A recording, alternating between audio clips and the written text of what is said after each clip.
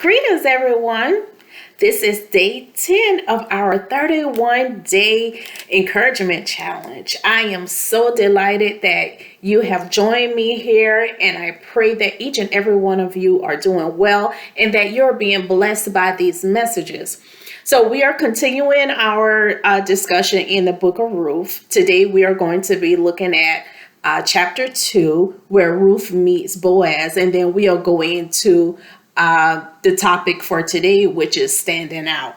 So without further ado, I am still reading from the New International Version, and let's get started.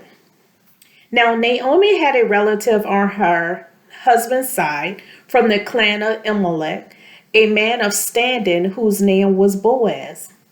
And Ruth the Moabitess said to Naomi, "Let me go to the fields and pick the leftover grain behind anyone whose eyes I find favor." Naomi said to her, "Go ahead, my daughter." So she went out and began to glean in the fields behind the harvesters. As it turned out, she found herself working in a field belonging to Boaz, who was from the clan of Elimelech. Just then, Boaz arrived from Bethlehem and greeted the harvesters. "The Lord be with you." "The Lord bless you," they called back. Boaz asked the foreman of his harvesters, "Whose young lady is that?" The foreman replied, "She is the Moabitess who came back from Moab with Naomi." She said, "Please let me glean and gather among the sheaves behind the harvesters." She went into the field and has worked steadily from morning till now, except for a short rest in the shelter. So Boaz said to Ruth, "My daughter, listen to me. Don't go and glean in another field, and don't go away from here. Stay here with my servant girls. Watch the field where the men are harvesting, and follow along the other girls.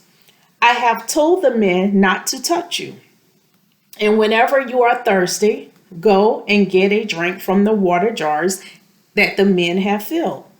At this, she bowed down with her face to the ground. She exclaimed, "Why have I found favor in your eyes, that you notice me, a foreigner?" Boaz replied, "I've been told all about what you have done for my mother-in-law since the death of your husband. Now you left your father and mother and your homeland and came to live with a people you do not know before. You did not know before. May the Lord repay you for what you have done. May you be richly rewarded by the Lord, the God of Israel, under whose wings you have come to take refuge. May I continue to find favor in your eyes, my Lord," she said. "You have given me comfort and have spoken kindly to your servant, though I do not have the standing of one of your servant girls." At mealtime, Boaz said to her, "Come over here. Have some bread and dip it in the wine vinegar." When she sat down with the harvesters, he offered her some roasted grain. She ate all she wanted and had some left over.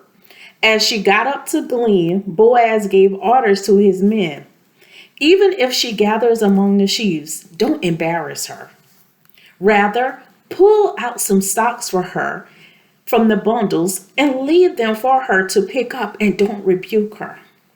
So Ruth gleaned in the field until evening. Then she threshed the barley she had gathered, and it amounted to about an ephah.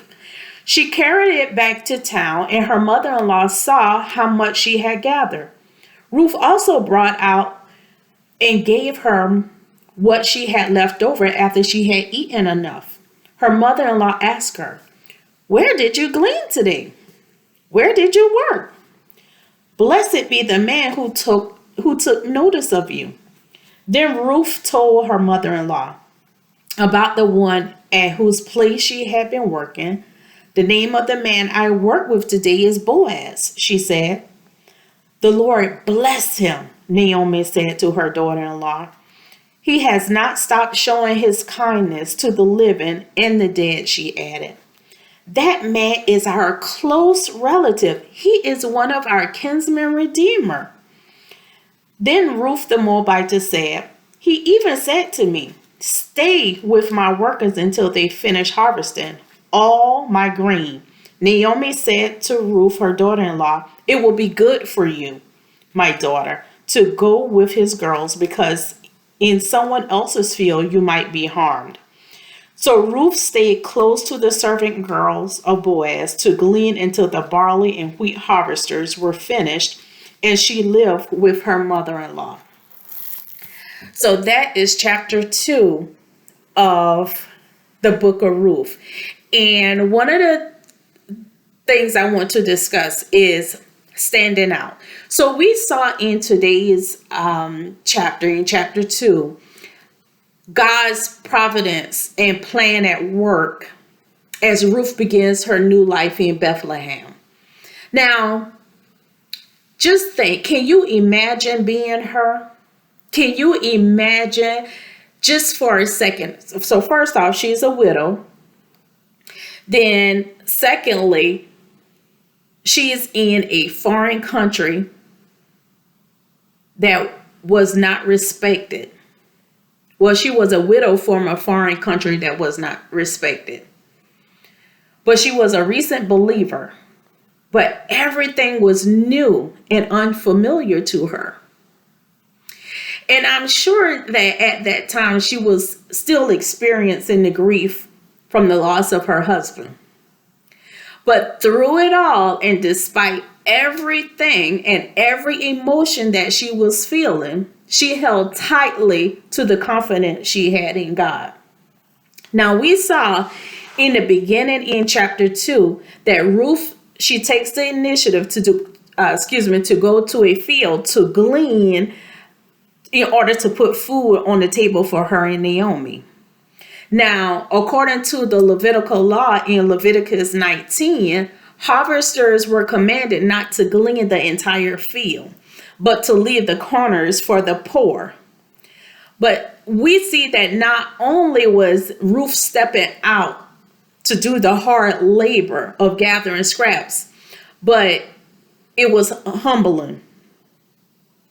Now you saw that after she got to the field, a while later, enters Boaz, the Redeemer. Boaz symbolizes, now listen to this.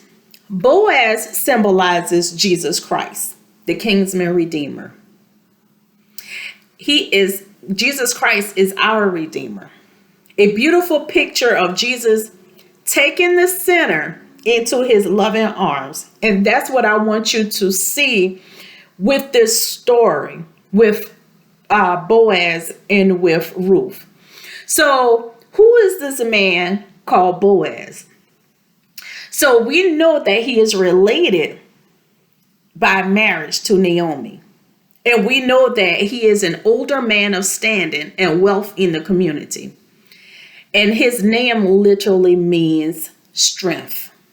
We know that he treats his workers and his employees as well as strangers kindly.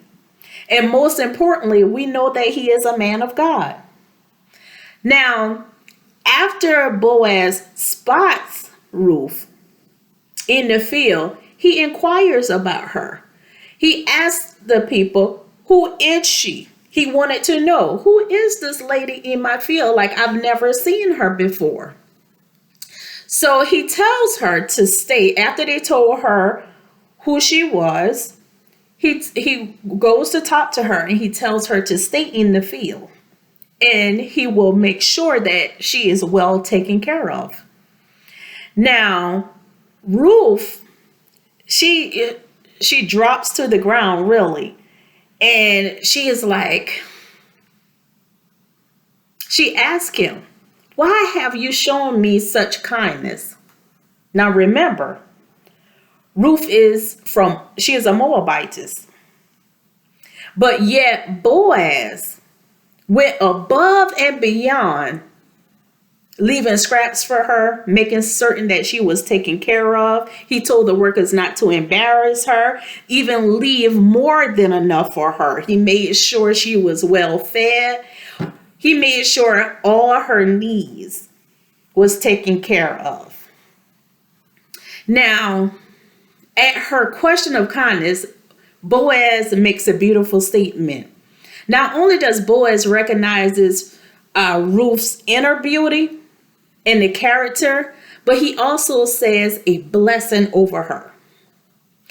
Now, it's so much that we can get from this lesson, but God desires to take all of us, the foreigner, the poor, the lonely, the broken, the bitter, all of us under his wings. He desires to protect us and shelter us. He wants to comfort us and to bring us joy. Now, Boaz's desire for Ruth is a picture of God's desire for us, that he would all find rest and shelter, that we will find rest and shelter under his wings.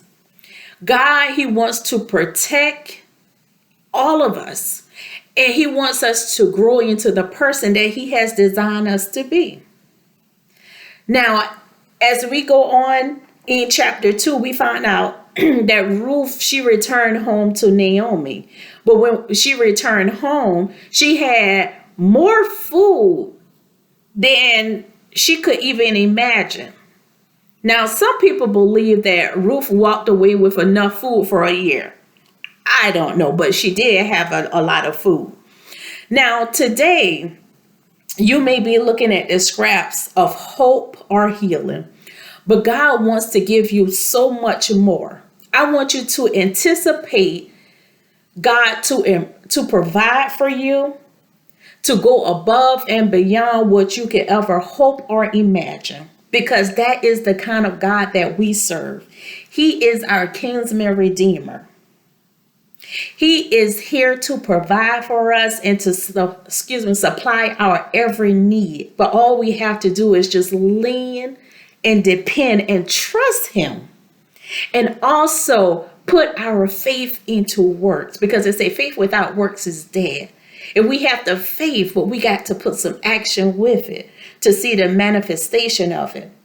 Now, we have talked about standing out, how Ruth stood out. And tomorrow we are going to discuss leaving the old and entering the new, still in chapter 2. And I hope that you guys are being blessed by this, because this is a story that has so much in it to be unpacking. These 4 chapters is so much for us to unpack. But I am just excited. I am so excited. And I pray that you all are being blessed by this word. And I can't wait for us to dig a little deeper tomorrow. Have a blessed day. And I can't wait for you guys to leave a comment if you're being blessed by this message. Talk to you later. God bless.